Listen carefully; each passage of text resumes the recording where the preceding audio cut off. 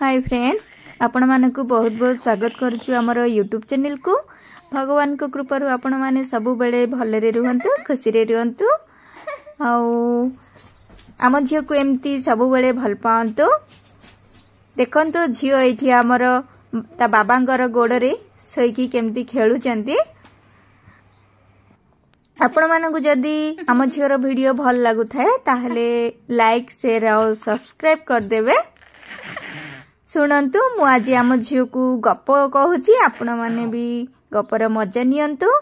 आपण मानकु एई कहानी निश्चय भल लागियो मु भाबुची। मो आई मते छोटो बेले एई कहानी दी कहिथिले, कांचन फूल कहानी। आपण माने शुणंतु।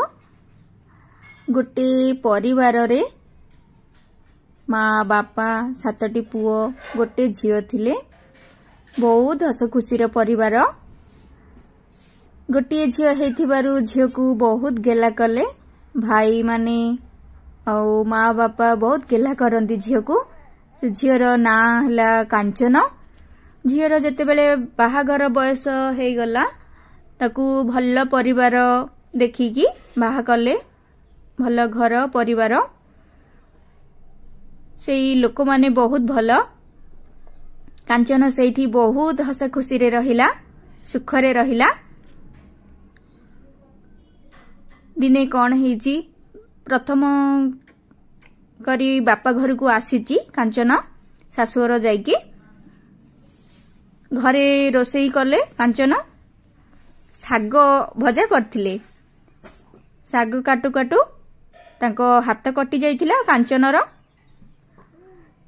साग बनईथिले जो तांको भाई मने समस्ते खाइले।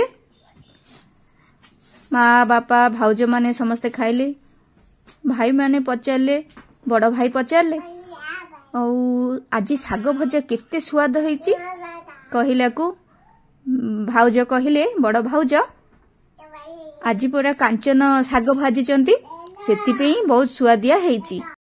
तापरे भाई कांचन को डाकिकी पचारले, कांचन आउ केमिति साग भाजिलो एते स्वादिया लागिला। कांचन कहले, भाई मु साग काटू काटू हाथ काटी देइथिली, आउ से रक्त लागिथिला, मु साग भाजी देली।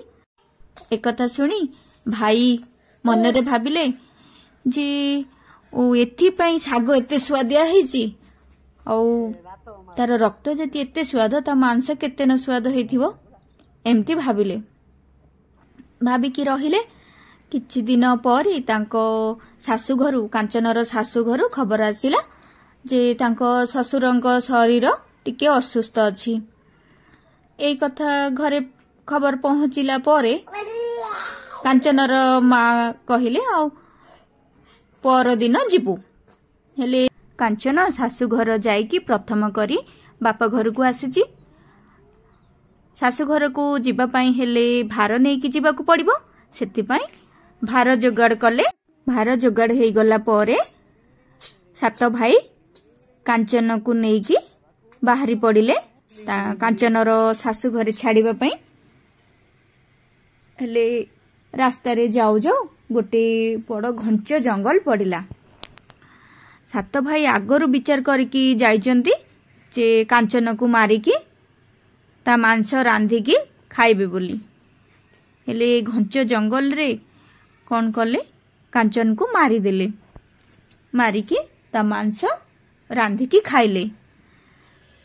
रांधिकी खाइले जेतिकी सबु हाड़ बाहरिला, से हाड़ गुडी को कौन कले, गात खोलिकी पोती देले। आउ किछि बळका मांस घर को नहीं आसिले। घरे स्त्री मानकु कहिले जे रोसई कर खाइबा। से माने रोसई करके देले, आउ समस्ते खाइले। केही भी जानी पारलेनी, केमिति जानिबे एमती हेची बोली। मांस खाइकी कांचनर भाई माने तांको स्त्री मानकु कहिले बहुत स्वादिया हेची, एमती कहिले। किछि दिन एमती बीती गला। हेले कांचनर ससुर मनरे भाबिले मोर देह खराब कथा मु तो खबर देइथिली, आसी जिबा कथा किंतु केते दिन हो गलानी कौन है आसिलेनी बोहू कहीं घर को आसिलेनी बोली ससुर आउ तांको स्वामी दी जण बाहरिले बापा पुओ कथबार्ता है बाहरी पड़े बाहरिबा परे एमती आसु आसु से जंगल पड़िला से जो घंच जंगल टी पड़िला जोठी कांचनर भाई माने कांचन को मारिकी ता मांस खाइथिले ले ससुर आ तांको स्वामी आसीबा बाटरे से गछटी पड़िला केते सुंदर फूल फुटीची सेटा होची कांचन फूल गछ केते सुंदर फूल फुटीची तांकर मन आउ रहिलानी से गछ पाखको चली आसिले बापा पुओ दी जण जेते बेले बापा फूलटा तोलिबा पई आसिले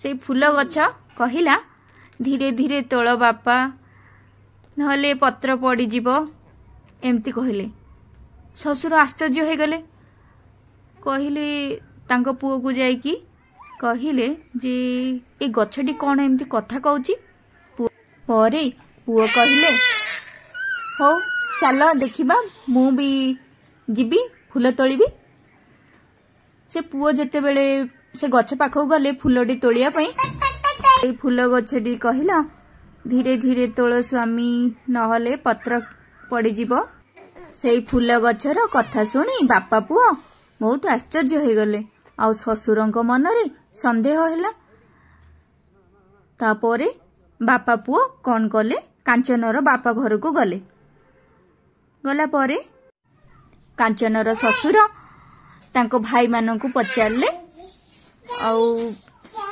आम बोहू काई एमती कहला को एक कथा तो बापा माँ कि भाउज माने अन्य केही जाना केवल 7 भाई ही जानचंदी सेतिमे भाई माने कहिले जे आमे गाँर आगरे छाड़ी की आसीथिलु से कोठी गला आमे जानिनु एमती कहला को ससुर कौन कले जे कहिले आमे आसीबा रास्ता रे गोटे गच्छ देखिलु से गच्छ कथा कहूची आउ आपण माने समस्ते आसंतु शुणु से गच्छ कौन कहूची एमिति कहिबा परे ससुर तांकर कांचनर भाई माने बापा माँ ससुर स्वामी सब एकाठी हेकी से फूल गछ पाखक आसिले बापा तोलिला को फूलटीए बापा को कहले धीरे धीरे तोलो बापा माँ को भी कहले धीरे धीरे तोलो माँ नहले पत्र पड़ी जीवो एमती कहले भाई माने जते बेले तोलिबा को गले फूल